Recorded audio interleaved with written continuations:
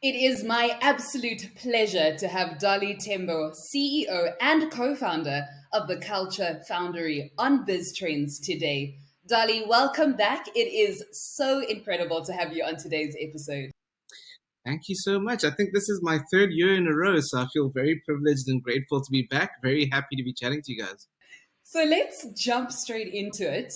You have stated that Africa's youth and Gen Z are your passion point, and your ongoing research into Africa's youth trends is of critical importance, not only for marketers, but for the whole continent. Can you share with us what insights are being revealed in your research and how you think these will impact trends this year and in the future? Yeah, I think, if you're not focusing on young people and you're a business owner currently, then there's probably something you need to really take note of. I'm very lucky having worked in this industry for the last 17 years to have seen so many incredible changes happening with young people on our continent specifically. And the overwhelming amount of information that's out there is very much suited to the international community or the global community. So we take a lot of pride in helping to provide some insights that are very, very localized. There are a few things that we've seen that have really changed post COVID that have been particularly interesting that we probably need to take a small moment to double click on. I think one of the first ones that most people have been talking about, but also that needed some excavation in terms of insight, has been some of the narratives that have been out there and this new trend that we are calling deeper narratives. The big thing about the narrative conversations that's out there for young people between the ages of 18 and 24 specifically, so around your Gen Zs, has been there's so much polarization out there and so many assumptions according to what the African young youth look like, what they talk like, the brands that they like, the conditions that they live under. We do a lot of work with multinationals who come into these markets with expectations about what it's going to be like to be in those markets. So a lot of our work is about debunking those myths and looking at what do people really want to be described as opposed to defined as. And it's really talking to the idea of a freedom of assumptions. Um, if you think about what happened during COVID, we had so much misinformation out there. You just had to see, your mom or your grandmother or whoever else it was on WhatsApp, kind of sending you all kinds of interesting information that a lot of younger people had kind of learned to discern. So we're in this space at the moment where I think a lot of young people are looking for brands and kind of bigger multinationals to think about how do we connect and refine how we are identified. And a lot of this has been fed by COVID. A lot of this does also have to speak to things like the mental health conditions and conversations that are out there at the moment where people feel very, very overwhelmed. But at the same time, are using simple tools to kind of get back in control to all of the randomness that exists around us. And when I talk about randomness, I'm talking about electricity. I'm talking about floods. I'm talking about service delivery issues. It's very difficult for young people to plan their day. So this is a way to kind of get around that and to have a way of getting back a little bit of control. We also see these deeper narratives playing out on social media platforms on the continent. So, against what a lot of people think, whether you're looking at West Africa or East Africa, our work shows that young people are doing what they need to do to be online. So even things like cryptocurrency, even things like gaming and sports, these are things that a lot of multinationals are starting to spend a lot of information and taking, getting people like us to try to do research to investigate, how impactful, how important, how big are these things? And the answer is big and important. It's very interesting when you're unpacking these deeper narratives and with your particular focus on the youth. I've heard you say before, when people are talking about marketing and communicating with certain demographics, there are things like guerrilla marketing, people talking about targets and segmentation, barriers to entry, and you talk about that feeling almost like an invasion. And is it, in your opinion, are those forms of marketing, are the youth a little bit more resistant to that? How should one be approaching conversations, advertising, marketing to youth with the sense of deeper narratives that you're talking about? I love the fact that you use those examples because to me, I always say when we have these conversations, things like guerrilla tactics, things like targeting. I mean, to me, I always feel as though we're discussing a war or some kind of combat strategy as opposed to how to connect emotionally with people who have very deep needs as young people. And I think, to your point, it's like, what do we need to do to connect with young people? And through all of the research that we've done currently, a really important aspect of that is just spending some time to understand how people feel today. And it's very different. Even though we're having a conversation about African youth, it's not a monolith. People, there's very big differences in African youth and their expectations, needs, and wants when you talk about South Africa, let alone Joburg, where you have to kind of look at the different nuances there. So I think efforts to make sure that you're personalizing and customizing are of grave importance. They're very, very important.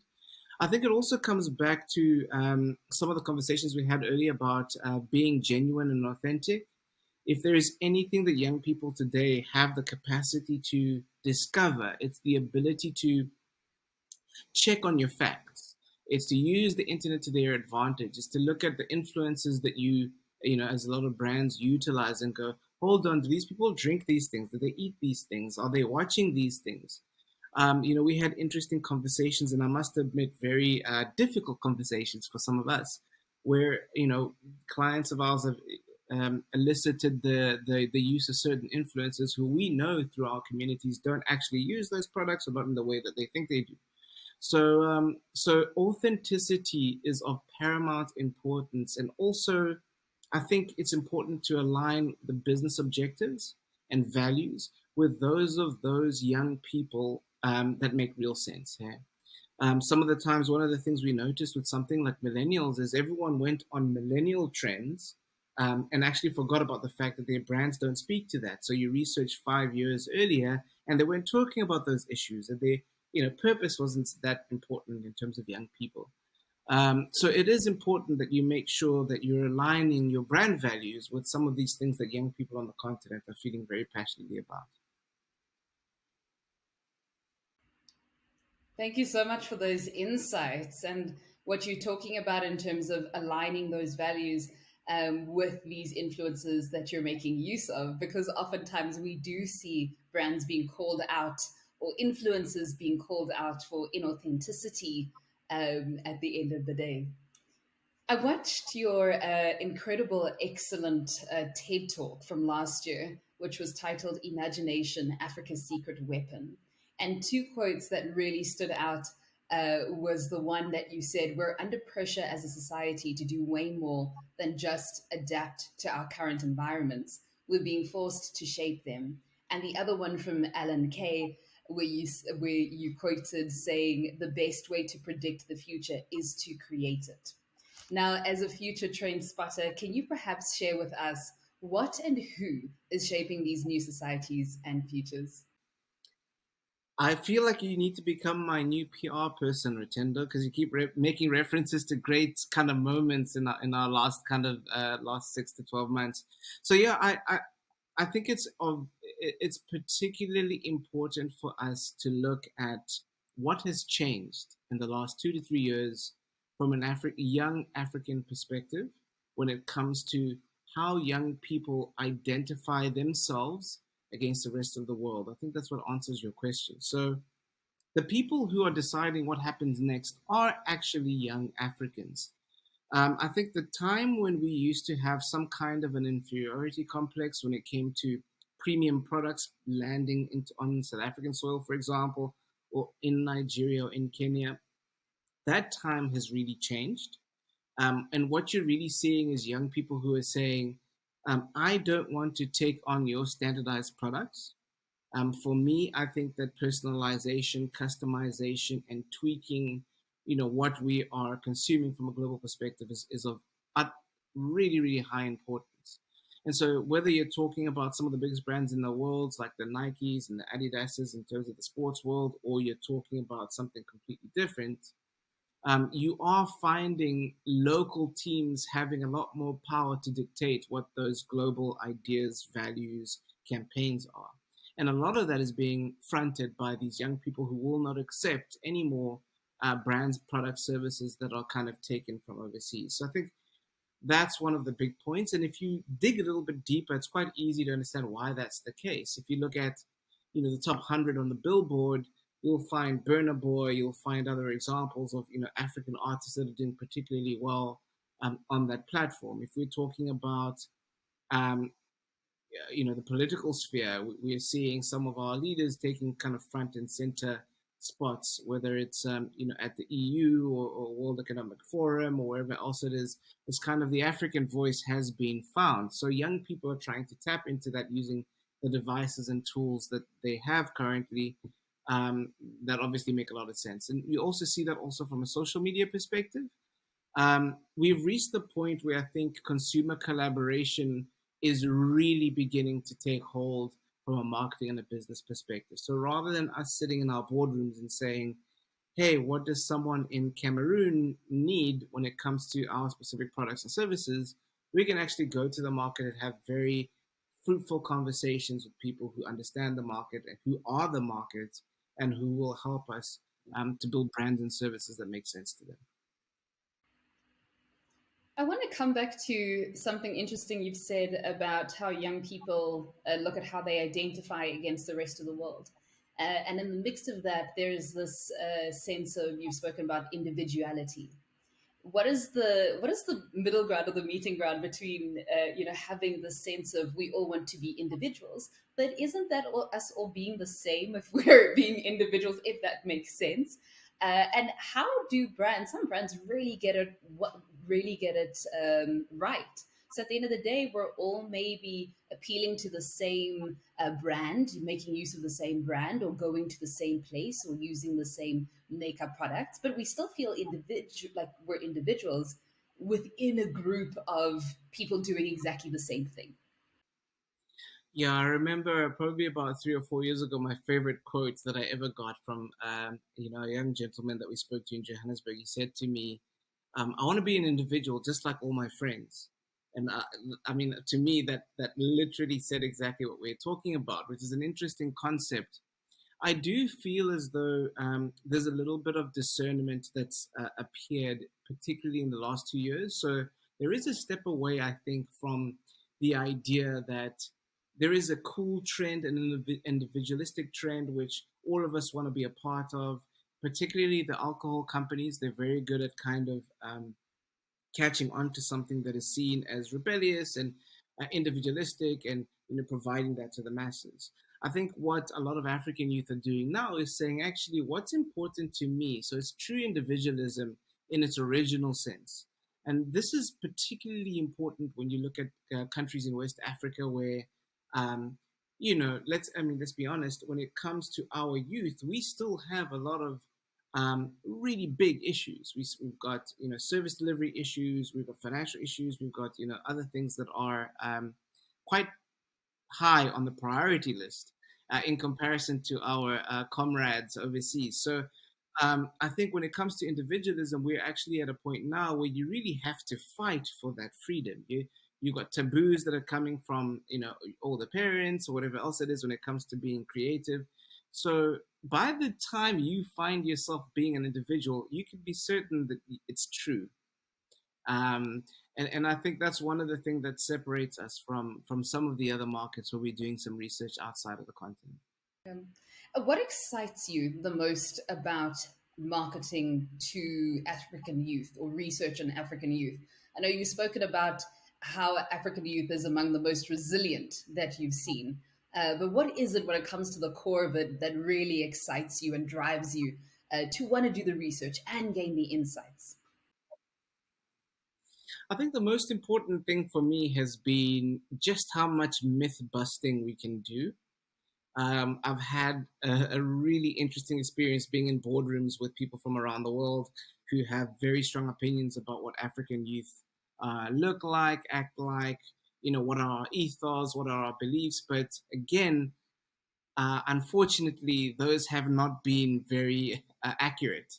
And so what I really pride myself in, what I really love, is the opportunity to talk to, who we are and how young people see themselves, and also acting as a conduit. Because myself, I just recently celebrated, my fourth week as a parent. So I'm not exactly the best example of being a youth myself.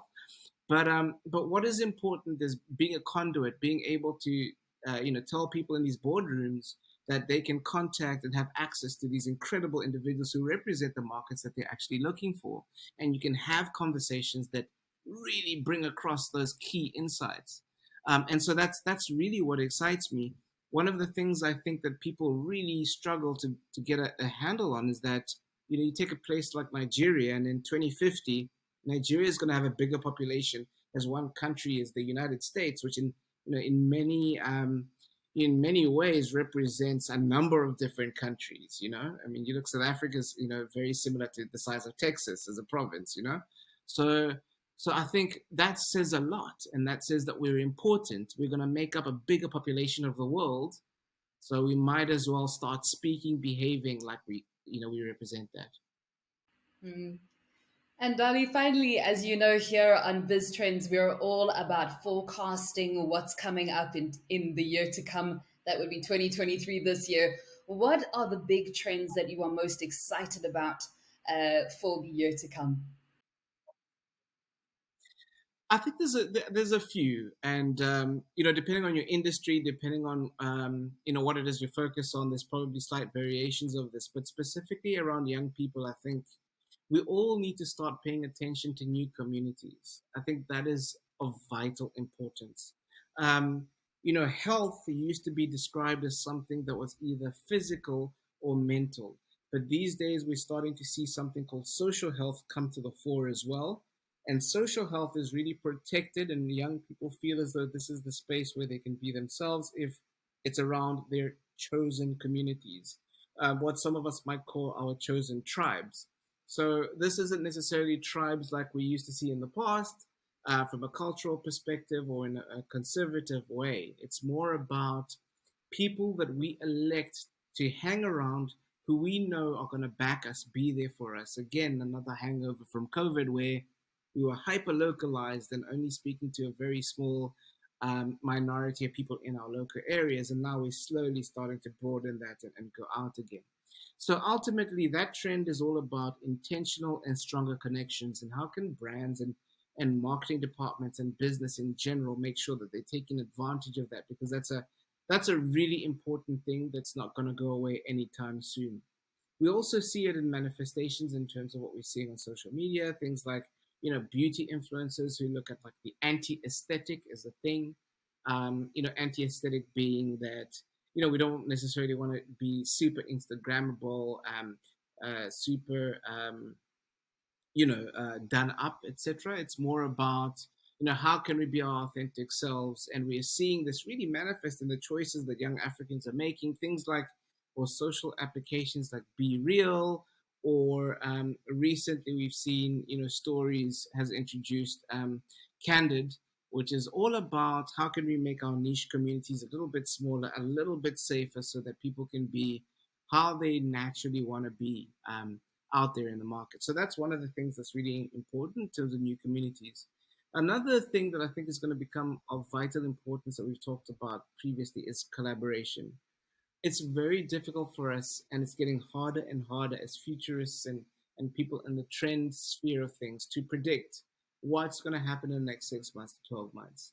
In the past, it was quite simple. You used to go overseas and you knew that there would be a flow from the haves to the so-called have-nots in terms of trend influence. Well, that whole trend curve has been disrupted completely. And now what we find is a lot of things are starting out in the community, in the hood, in the township, and kind of being reverse engineered into the first world. So how do you kind of keep abreast of that? One of the ways to do that is ultimately to stay in close connection and collaboration with young people who are producing those trends, who are looking at the ways in which the world is changing and how they view the world. So research has had an explosion in the last 2 to 3 years, and we are very lucky to be aligned in that world. One of the other things we're seeing a lot happening is just branded communities, which have been happening for some time overseas, but are really kind of taking hold locally. A lot of our work has to do with getting major retailers to connect with people who represent their markets, and you know you're about to launch in two months. We make sure that you have the ability to know what people are going to think about your launch, etc., etc. So for me, the one thing that I would take out of this conversation is that young people are ready to collaborate, and they want to do it in a way that's honest and genuine and participate in the products and services that they consume. Amazing. Thank you so much, Dali. And thank you for your time. This was incredibly insightful, and we're excited for the year ahead. Amazing. Thank you, Rutendo. I really appreciate it. Eh? Thank you for joining us for BizTrends 2023. And a special thanks to our contributors, sponsors, partners, and listeners. Catch all the latest trends on Biz this month.